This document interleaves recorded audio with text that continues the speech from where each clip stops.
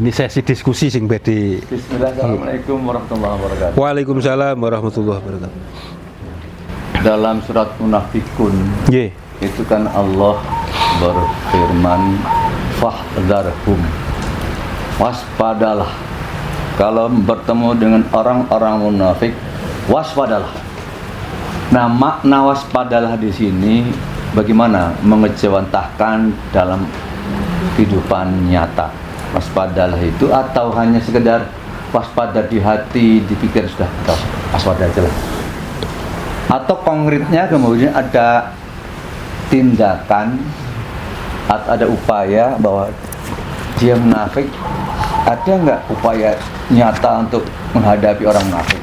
Atau sekedar waspadalah, sudah waspadalah, berhati-hati menghadapi orang-orang munafik itu, atau memang kemudian ada upaya-upaya yang real, tindakan-tindakan nyata, bagaimana entah mengajak bertaubatlah mungkin, atau kembali kepada jalan yang benar, atau bagaimana? Kira-kira itu pertanyaan saya, Ustaz. Nggih. Kemunafikan itu penyakit yang sangat luar biasa, Pak. Maka ada satu surat khusus namanya surat Al-Munafikun. Namanya surat Al-Munafikun. Jadi Rasulullah Muhammad SAW itu saat menghadapi mereka itu unik, Pak. Jadi Rasulullah itu jane ngertos sinten sing munafik. Dan yang tahu itu sahabat itu namanya sahabat Hudzaifah Al-Yamani.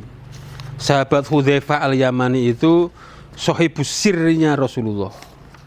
Sahabat intelijennya Rasulullah itu namanya Hudzaifah Al-Yamani. Sepeninggal Rasulullah, Umar bin Khattab radhiyallahu an itu tidak nyolati jenazah kecuali di sana ada Hudzaifah Al-Yamani nyolati. Karena jika sahabat Hudzaifah Al-Yamani nyolati, berarti orang itu bukan orang munafik. Patokane seperti itu.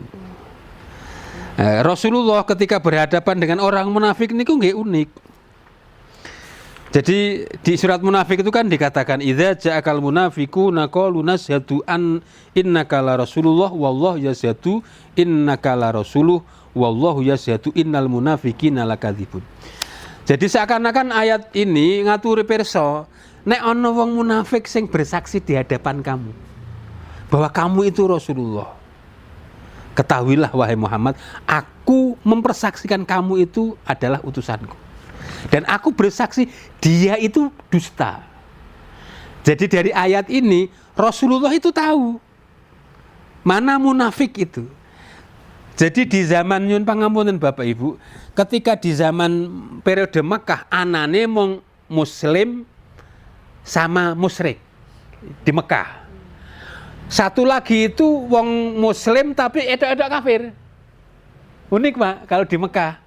Jadi sebenarnya sayang dengan Nabi, cuman ora wani ngetokke imane, tidak berani memperlihatkan imannya karena masih takut dengan lingkungan yang luar biasa.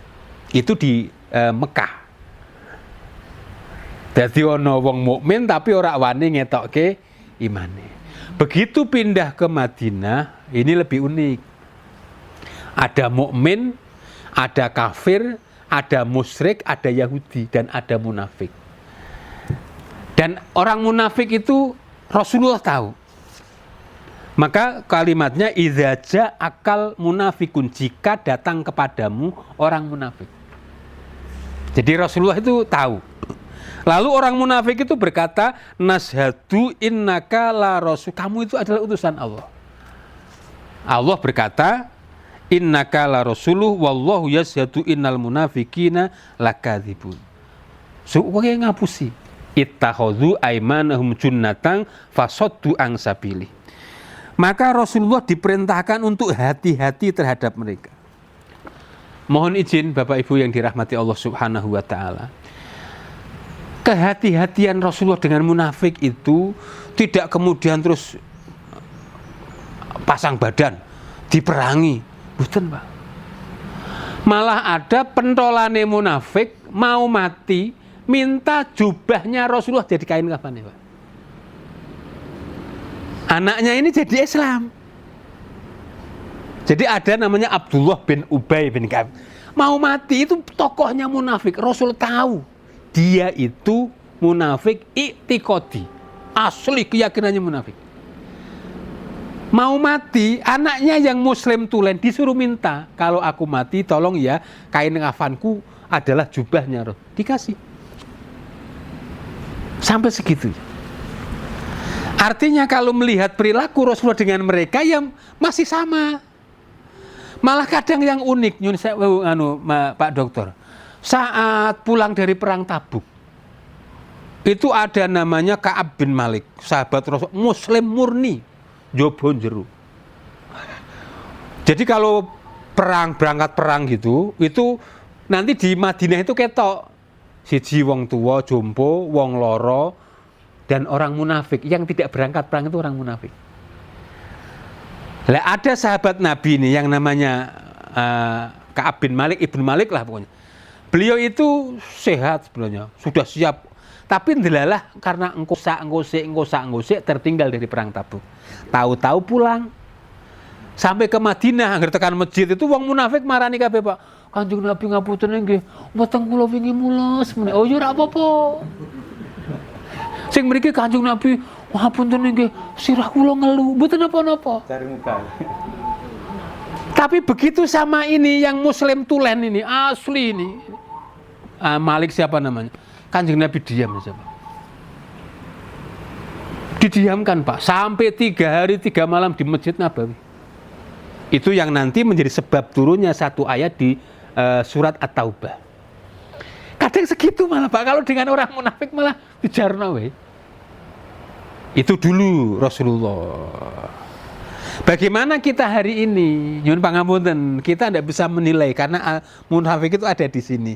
Nah, jantoh sekarang ini, oh ternyata akeh wong do wegah jamaah, nak sholat aras-arasen. Itu kan ciri-ciri munafik. Kita tidak bisa untuk terlalu menjadikan menjas dan menjauhi, karena justru dialah medan dakwah kita. Tetap tunjukkan sikap perilaku yang santun, sikap perilaku yang baik, tapi pastikan kita yang mempengaruhi, bukan kita yang dipengaruhi. Maka orang mau berdakwah itu harus menguatkan diri dulu. Orang seneng bondo donyo. Nak Pak dakwah kok seneng bondo donyo, kalah karo wong munafik. Kipasi abang-abang telu tok malah kene sing rak mangkat jamaah. Wis kene tat jagung kene ngopi kene nyo tak gak ya rampung. Jadi hatinya sudah dikuatkan dulu, ora kami donyanen. Anak pun kami donyanen rampung, rusake agama niku mergo rusake saking wong-wong sing kami donyanen. Jadi lebih dari kami donyanen itu kita donyanen. Iya.